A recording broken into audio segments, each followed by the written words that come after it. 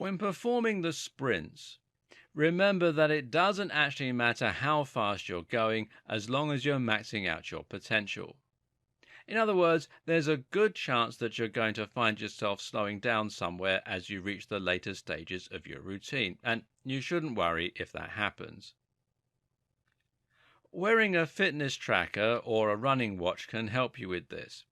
Something like the Garmin Vivo Active will provide the best of both worlds here by acting as a fitness tracker throughout the day, measuring your heart rate and your steps, etc., but acting as a running watch during training and letting you monitor your route and your metrics. Your maximum heart rate is something you can calculate quite easily. Simply go for a sprint or engage in other activity with maximum effort. Monitor your heart rate and you should find that it never goes beyond a certain point. This point is your max heart rate, and it's what you should be aiming to hit whenever you perform the high-intensity portions of these workouts. The speed is less important. And of course, you can also use this to work out 70% of your MHR, which should be your fat-burning zone.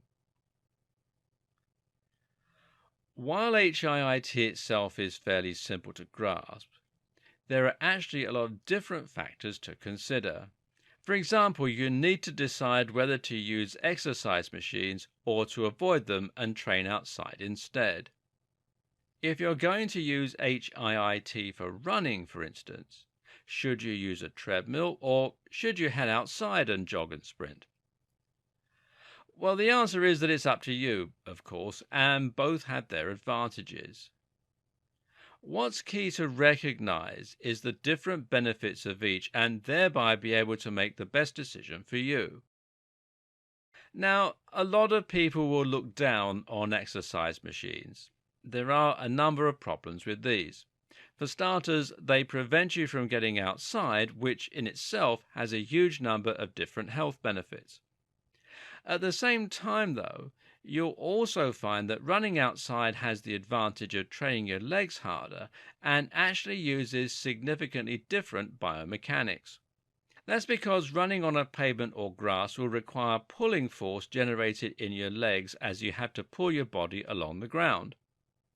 Conversely, when you run on a treadmill, you only need to lift your legs off the ground as the treadmill moves underneath you. As such, there is actually less effort involved in running on a treadmill. Running outside is also a lot more varied. While it's possible to alter the angle and the pace on a treadmill, it's still going to involve selecting from one of a number of different positions and sticking with it.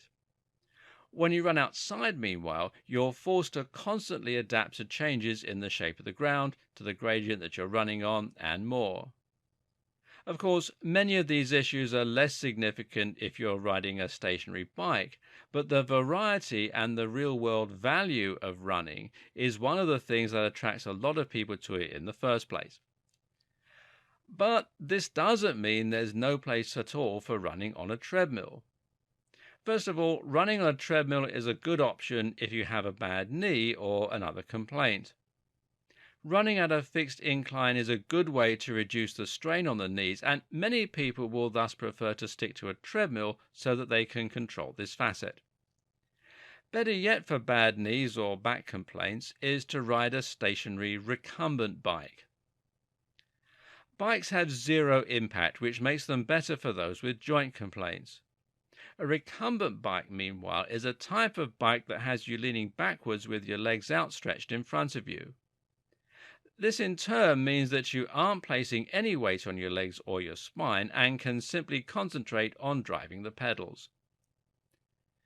CV machines are also great for training when you can't be bothered to head outside because it's raining or cold, and if you're someone who will struggle to be motivated in this regard, then you should consider that a very big bonus. It's always better to perform an easier form of exercise and stick with it than it is to perform a more challenging form but then give up after the first week.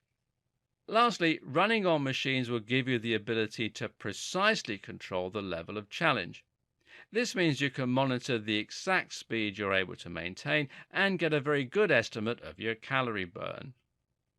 Some will even include heart rate monitors or synchronize with external gadgets to perform this job.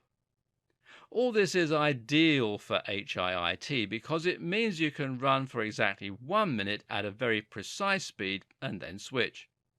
Next week, you can do the exact same thing, and once you're used to that, you can increase the challenge by a very small and precise amount.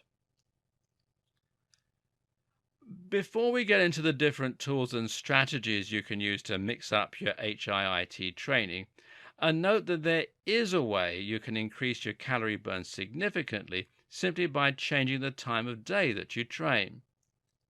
This technique is called fasted cardio, and it involves training first thing in the morning before breakfast. It's called fasted cardio because your body is in a fasted state. While you haven't been consciously starving yourself, you will not have eaten for a while merely as a result of having been asleep for so long. This means your body will be very low on energy reserves as your glycogen stores and blood sugar are all but depleted. You'll have higher levels of cortisol as a result, which is why many of us are cranky in the morning. And it's even one of the things that actually wakes us up.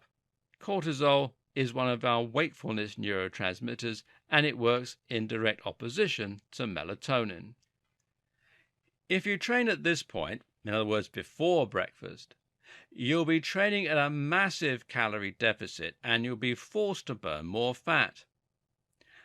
Unfortunately, this also means you're more likely to burn muscle. This is mitigated to some extent by performing HIIT rather than steady-state cardio, and especially if you're using concurrent training. More about that later. But it's worth bearing in mind if your goal is to build lean muscle. If your goal is simply weight loss, though, then go for it. Just make sure to give yourself a few minutes after getting up so that your spine is less vulnerable to injury.